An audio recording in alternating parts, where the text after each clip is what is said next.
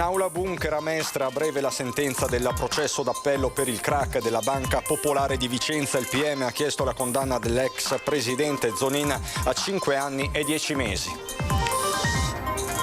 Stragi in A4 attese per mercoledì a Riccione, le 7 salme che partiranno dall'obitorio di San Donà. Il sindaco Cereser sarà presente con il gonfalone cittadino ai funerali di giovedì.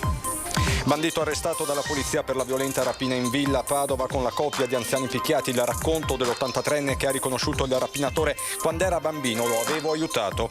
Nel giorno del cordoglio per la morte del noto architetto trevigiano Paolo Giordano, sui social i Novax si scatenano in violenti commenti, pronte a partire le denunce.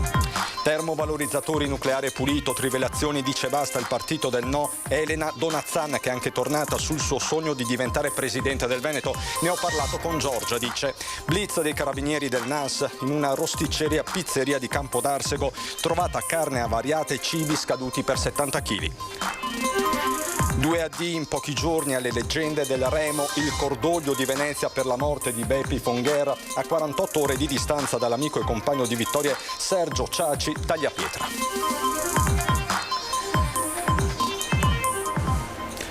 Bentrovati, buonasera telespettatrici, telespettatori di Antenna 3. In primo piano per questa edizione veneta dei nostri telegiornali, tanti fatti, tanta la cronaca. Prima però, come ogni lunedì sera, il sondaggio di Ring che prende le mosse dai fatti di cronaca recenti della 4. Troppi morti in A4, troppe le morti in autostrada. Qual è la causa? La pericolosità. Il numero è quello in verde 0422 1626 691. La disattenzione, il numero è quello in rosso 0422 1626 690. La chiamata come sempre è gratuita. L'esito di questo sondaggio questa sera a Ring, in studio con il vice direttore Ferdinando Avarino.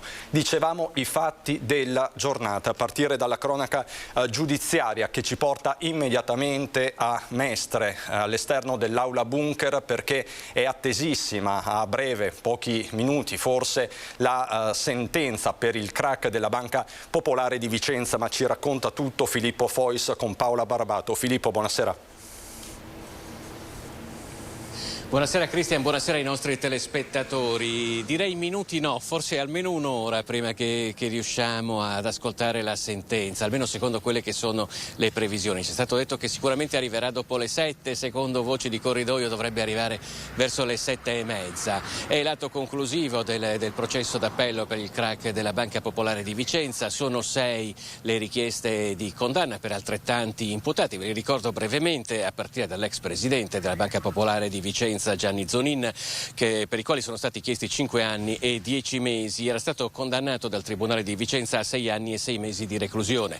Poi ci sono gli ex vice direttori Paolo Marini e Andrea Piazzetta, per i quali sono stati chiesti 5 anni e 4 mesi. Il consigliere d'amministrazione Giuseppe Zigliotto e il manager Massimiliano Pellegrini, per i quali sono stati chiesti 5 anni e 4 mesi. Queste 2 persone erano state assolte in primo grado. E poi c'è l'ex vice direttore Emanuele Giustini, che è una delle figure chiavi di questo processo, con le sue testimonianze. La richiesta è di 4 anni e 7 mesi. Era stato condannato a 6 anni e 3 mesi dal Tribunale di Vicenza. È stata una lunga giornata quella qui di fronte all'aula bunker, dove ci sono state anche manifestazioni da parte di persone che hanno perso parecchi soldi a causa del crack di questa banca. Noi nel corso della mattinata abbiamo avvicinato uno degli avvocati delle parti civili, l'avvocato Michele Vettore. Ascoltiamolo. Mi sento di dire che c'è stata, a mio parere, qualche mancanza nell'impianto accusatorio iniziale, in quanto, come è emerso anche oggi, il collega Ciccotto ha fatto ben presente davanti alla Corte, il ruolo di Banca d'Italia in questo processo, a mio parere, è stato sfalsato nell'impianto accusatorio, e anche molti membri del Consiglio di amministrazione sono inspiegabilmente assenti dal banco degli imputati. Queste sono le uniche cose che a noi parti civili hanno lasciato l'amaro in bocca. Avevamo anche fatto un'istanza di avocazione delle indagini anni fa, quando avevamo capito che questa era l'impostazione dell'impianto accusatorio, però è andata così. Diciamo che le parti civili avevano un'idea diversa, e mi permetto di dire che anche le risultanze probatorie che sono emerse nel corso del processo di primo grado e di secondo grado lasciano un dubbio molto grande su come ha agito Banca d'Italia, soprattutto in occasione delle ispezioni che ci sono state nel 2012, nel 2009, ma soprattutto quella del 2012. Tengo a precisare che se non ci fosse stato l'input da parte della Banca Centrale Europea, probabilmente Banca d'Italia sarebbe rimasta ulteriormente a dormire. E questo era l'avvocato Michele Vettore, uno dei legali delle parti civili. Vi ricordo che ci troviamo di fronte all'aula bunker di Mestre in attesa della sentenza d'appello sul crack della Banca Popolare di Vicenza, che dovrebbe arrivare tra circa un'ora. Ti restituisco la linea. Grazie Filippo per tutti questi aggiornamenti e vi do una notizia che poi sarà approfondita nel corso dell'edizione veneziana dei nostri telegiornali. 7 persone sono rimaste ferite, solo una in modo serio in un incidente nautico avvenuto nella laguna di Venezia sabato sera, ma del quale si è appreso solo oggi.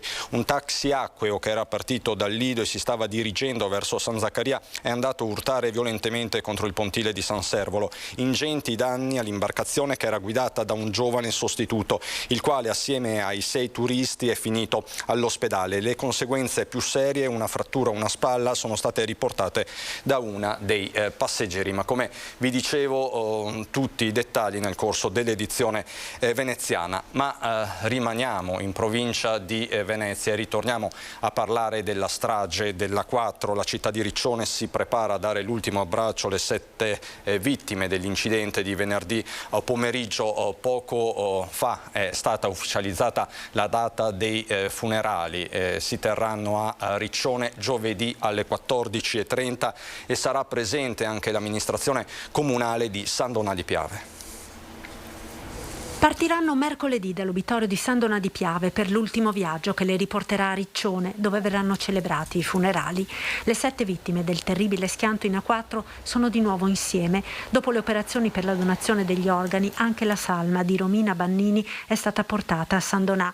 Anche il funerale sarà insieme, un unico grande abbraccio che l'intera comunità di Riccione vuole dare all'ex sindaco Massimo Pironi, a Romina Bannini, Francesca Conti, Rossella De Luca, Maria Luigi, Valentina Ubaldi e Alfredo Barbieri. Un ultimo saluto al quale sarà presente anche l'amministrazione comunale di San Donà, dopo che il sindaco sabato ha incontrato i familiari e la prima cittadina di Riccione. Siamo rimasti d'accordo che io vorrei partecipare a nome della città alle esequie e attendo di sapere quali saranno i dettagli. Una tragedia che ha colpito profondamente la comunità sandonatese e veneta per la gravità dell'incidente ed anche per la storia di questo gruppo di persone. Che racconta, avendo avuto la possibilità di parlare con i familiari, di una storia bellissima, di quelle che ci piacerebbe conoscere più spesso, e cioè di un tentativo riuscito di autonomia e indipendenza di persone con disabilità, di un ex sindaco che aveva deciso di non continuare più la propria esperienza in amministrazione, ma di dedicarsi ad attività di volontariato, e di una operatrice che aveva dedicato la sua vita al di là degli orari di lavoro, ma proprio con grande intensità e generosità. Il dramma di Romina Bannini ha segnato anche i sanitari del Cafoncello, che fino all'ultimo hanno sperato, nonostante la gravità delle lesioni riportate nello schianto, che almeno lei potesse salvarsi. Purtroppo così non è stato. C'è una grande tristezza nel cuore da parte degli operatori, perché effettivamente non è facile gestire poi il decesso di una persona che ha avuto questo tipo di situazione. Io devo veramente ringraziare lei che mi sente dal cielo e i familiari, perché hanno fatto un ultimo gesto d'amore importantissimo, che è quello della donazione degli organi. Quindi proprio un significato importante che fa capire quanto amore può aver avuto questa persona per i ragazzi disabili che seguiva e anche per gli altri. Allora vi ricordo, i funerali sono stati annunciati davvero pochi minuti fa, si terranno giovedì alle 14:30 allo stadio di Riccione per contenere ovviamente tutti i partecipanti, e ovviamente la sindaca di Riccione che ha detto è il luogo più adeguato per contenere tutto questo dolore. E noi torniamo sui fatti dell'agosto scorso a Padova, in via Asiago. Lo ricorderete, una violentissima rapina, picchiati selvaggiamente due anziani, tra questi Paolo Piotto, farmacista molto noto in pensione. Proprio la vittima questa mattina, la nostra Chiara Gaiani, ha raccontato che l'uomo arrestato ieri, un moldavo di 33 anni, era lui molto noto, lo conosceva fin da bambino. Moglie in ospedale di nuovo adesso, perché l'hanno dato, io sono farmacista. Conoscendo alcuni medici mi hanno dato la possibilità di portarla a casa e ogni giorno, un giorno alterno, portarla per l'attacco, perché ha tutto l'omisoma sinistro completamente viola, ha degli ematomi spaventosi, l'hanno riempita di cazzotti da matti. Aveva rilasciato a caldo queste testimonianze ai nostri microfoni Paolo Piotto, i segni della violenza vivi su tutto il corpo 2 giorni dopo quel terribile 18 agosto. In queste ore il farmacista in pensione preferisce non fare dichiarazioni, si limita a ringraziare la polizia. Un ispettore mi ha chiamato subito per raccontarmi dell'arresto. Tutte le dichiarazioni al termine delle indagini, spiega, aggiungendo un particolare che colpisce. E dramma nel dramma, Paolo Piotto, uno degli aggressori, lo ha riconosciuto. Nonostante fosse camuffato, gli occhi erano quelli di quel bambino che lui e la moglie avevano aiutato a rimettersi in piedi. Era un bambino, arrivava dalla Moldavia, racconta Paolo Piotto, che ricorda anche le coccole fatte al piccolo dalla moglie.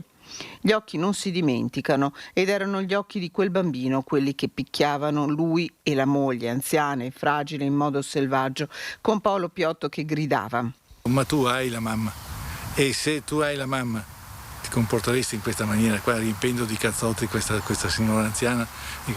E questo l'hanno un po' smarrito, per questo mi è servito con un po' di prendere fiato. La colluttazione iniziale è stata terribile. Aspetta fiducioso l'esito delle indagini, il pensiero costantemente rivolto alla moglie gravemente malata che da quel trauma non riesce a riprendersi. Come Paolo Piotto, che ha guarito le botte ma continua a chiedere, come quel 20 agosto. L'anziano deve assolutamente essere protetto, difeso e dare la possibilità all'anziano di continuare una vita tranquilla, non preoccupata in questo. Insomma, le vittime conoscevano il loro carnefice. E andiamo adesso nel Trevigiano, dove nel giorno del cordoglio per la morte di infarto a soli 59 anni del noto architetto di Villorba Paolo Giordano, sui social i Novax si sono scatenati in violentissimi commenti per le sue posizioni sui vaccini, ma l'uomo aveva già seri problemi cardiaci. Pronte a partire le denunce contro i messaggi d'odio, di strumentalizzazione ignobile, parla il direttore dell'ULSS 2 Francesco Benazzi. Dobbiamo finirla, perché intanto dobbiamo avere rispetto per la morte di una persona, è la prima cosa, ecco, perché credo che serva rispetto, e in secondo luogo non si può strumentalizzare un evento di questo tipo cercando di tirare acqua al proprio mulino e dicendo che la vaccinazione ha provocato questo. È durissimo il direttore generale dell'ULSS 2 Francesco Benazzi con gli autori dei violenti commenti Novax incalci ai post sui social che annunciano con dolore la morte a soli 59 anni dell'architetto e attivista politico Paolo Giordano. Giordano, con i modi estremamente diretti che lo contraddistinguevano, non aveva mai fatto mistero di essere favorevole ai vaccini anti-Covid. L'infarto che gli è stato fatale sabato pomeriggio è diventato il pretesto per attaccarlo e deriderlo, come se il malore fosse derivato dai vaccini stessi e non da quel cuore fragile che già in passato, ben prima della pandemia, gli aveva dato dei problemi. Questa cosa mi ha messo una tale rabbia nel dolore della morte di Paolo che valuterò anche come avvocato di denunciarli. Non è possibile che in un post fatto peraltro da me perché volevamo far sapere a tutta la comunità che purtroppo lui era morto di infarto, si siano scatenate gente che non c'entra niente, non rispettando il dolore per primo ovviamente dei familiari, ma anche di noi amici che ovviamente piangiamo un grande nostro amico che se n'è andato. Si vergognino. Sono cose ignobili, no? Perché non si può speculare sulla morte di una persona, perché oltretutto una brava persona, una persona conosciuta a Treviso eccetera, che ha avuto un episodio, un infarto del miocardio acuto che avviene e può succedere. Non c'è nessuna correlazione tra la vaccinazione e l'infarto del miocardio. Casomai ci sarà una correlazione, ma non certo per l'infarto o per altre patologie nel long covid, perché è stato dimostrato che chi ha contratto il covid potrebbe avere anche dei problemi legati a aritmie o altre cose. I funerali laici di Paolo Giordano sono stati fissati per giovedì. Dalle 8:30 alle 9:30 sarà possibile salutarlo all'obitorio di Treviso, quindi dalle 10 alle 11 nella sala del commiato del crematorio di Conegliano. Architetto e costruttore di giochi per bambini, lo ricordano nell'epigrafe la moglie Daniela e i figli Gaia e Alberto, viste le tante attività svolte con e a favore dei bambini. Un grande marito e papà, scrivono, che ci ha insegnato che l'amore ha senso solo se condiviso. Termovalorizzatore nucleare pulito, trivellazioni in Alto Adriatico. Di tutto questo ha parlato oggi, ospite della nostra prima edizione, l'assessore regionale alla formazione Elena Donazzan, che è anche tornata sul suo sogno di diventare governatrice del Veneto, sogno di cui ha parlato anche a Giorgia Meloni. Questa è la sua rivelazione. Per me il ruolo più bello in assoluto è quello di fare il presidente della regione, della tua regione, della mia regione in questo caso. Torna sul sogno già raccontato la prima volta in un'intervista del 2006 Elena Donazzan, quello di diventare governatrice del Veneto. Con Fratelli d'Italia, ora primo partito in regione, l'obiettivo è tutt'altro che onirico, anche perché Luca Zaia è al terzo mandato, non più ricandidabile stando alle attuali norme, ma c'è un retroscena. Ma lei questo suo sogno l'ha mai raccontato a Giorgia Meloni? Sì. E cosa le ha risposto? Non posso dire queste cose. A questa domanda non posso rispondere. A questa domanda non può rispondere, però insomma già così Giorgia Meloni è molto. Giorgia Meloni sa di tutto il mio legame con il Veneto, anzi alle volte mi diceva che ero troppo veneta, ma in senso benevolo e anche con un bel sorriso. Abbiamo parlato tanto di autonomia e del perché questa è una terra che la richiede, abbiamo parlato di lavoro, di produttività. Produzione e lavoro che per Donazzan restano temi centrali accanto a quello, ma è così attuale, dell'energia, ed è qui che serve un cambiamento radicale. Primo, le trivellazioni in Adriatico. Abbiamo detto di no in Veneto, qualche anno fa c'ero anch'io in Consiglio regionale, ho sbagliato, oggi rivedrai la mia posizione. Ma Donazzan va oltre, aprendo di fatto nuovi fronti, termovalorizzazione su tutto, ma anche nucleare di nuova generazione. Se vedo che in altri posti questa cosa non ha fatto danni, voglio essere più cauta, non voglio essere quella che sperimenta. Mi metto dalla parte dell'ipercautela, ma l'ipercautela non può significare non faccio niente. Oggi c'è il nucleare in tutta Europa e noi si sta ragionando in Europa si sta ragionando di nucleare di ultima generazione. Lo sto facendo da forza di governo nella mia regione e a livello nazionale. Ma è un dibattito che dobbiamo aprire, se no continuiamo a dire che vogliamo che le cose siano fatte da un'altra parte, noi continuiamo a lamentarci che non ce la facciamo e però non abbiamo fatto nulla. Ecco, io il fare nulla non credo che vada bene. Eclatante blitz del NAS a Campodarsego. Carne scaduta dalla provenienza sconosciuta, blitz dei carabinieri del NAS di Padova a Campodarsego in una pizzeria rosticceria. I militari, dopo un'ispezione, hanno sequestrato 70 kg di alimenti di origine animale congelati, privi di qualsiasi etichetta di tracciabilità e riportanti scadenze superate. All'interno della struttura i locali erano sporchi, in condizioni igienico-sanitarie precarie. Per questo per il gestore è scattata una multa di 2.500 euro, una segnalazione all'autorità sanitaria locale. 2 addii in pochi giorni alle leggende della Remo, il cordoglio di Venezia per la morte di Beppi Fongher a 48 ore di distanza dall'amico e compagno di Vittorio Sergio Ciaci Tagliapietra, un lutto che ha colpito l'intera laguna. Ne parleremo diffusamente nel corso dell'edizione veneziana dei nostri telegiornali. Andiamo adesso e ritorniamo a Padova, al parco Frassanelle di Rovolon, per una giornata all'insegna della scoperta delle nuove tecnologie e della sostenibilità. I fondi del PNRR da usare bene, aziende in grado di fare da consulenti e captare sul mercato le migliori tecnologie per raggiungere l'obiettivo finale di risparmio energetico e rispetto dell'ambiente. Alla vigilia di un inverno che si annuncia problematico per il riscaldamento degli edifici, con un caro energia che incombe su famiglie e imprese, l'incontro tra domanda e offerta è fondamentale a partire dalle amministrazioni pubbliche. Siamo in un momento molto particolare di grande incertezza. Sicuramente io credo che quando si parla di energia la prima cosa da fare sia consumarne il meno possibile e poi andare a ricercare, per quello che è necessario, le fonti rinnovabili.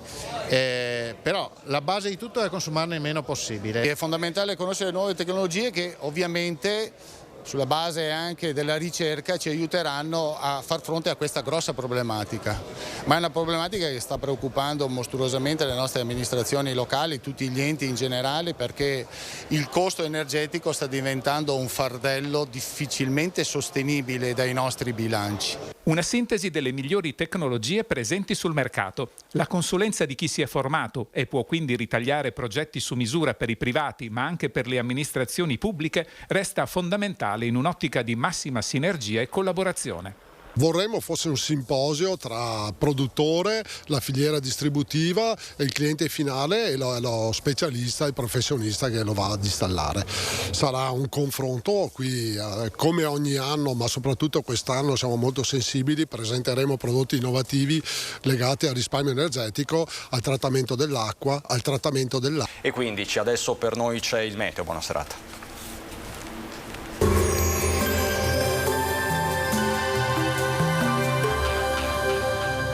Cooperativa Agricola Volpago offre carne fresca di prima qualità. Ci trovi a Volpago del Montello, Pieve del Grappa, Tre Baseleghe e presso lo spaccio del contadino a Dolo e Massanzago. Benvenuti al meteo. Anticiclone non più molto saldo sull'Italia, ma sul nostro territorio il tempo si manterrà comunque buono. Vediamo insieme il dettaglio di martedì 11 ottobre. Sul Veneto al mattino cielo poco nuvoloso con ampie schiarite e qualche zona di pianura interessata da foschie e nebbie.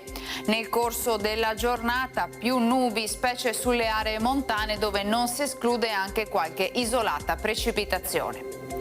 Temperature stazionarie minime tra 8 e 13 gradi, massime invece comprese tra i 21 e i 23 gradi. Spostiamoci ora sul Friuli Venezia Giulia. Anche qui sole prevalente con una maggiore nuvolosità al mattino. In montagna invece nel pomeriggio non è escluso qualche rovescio. Temperature minime sui 12-15 gradi, massime intorno ai 21-23 gradi. Infine diamo uno sguardo alla situazione del Trentino Alto Adige. Anche qui tanto sole, salvo la presenza di locali formazioni di nubi basse nel corso delle ore più fredde. La nuvolosità poi andrà ad attenuarsi con un maggiore soleggiamento. Temperature minime intorno ai 7 gradi, massime sui 23-24 gradi all'incirca. Dal meteo di Antena 3 per ora è tutto, arrivederci al prossimo aggiornamento.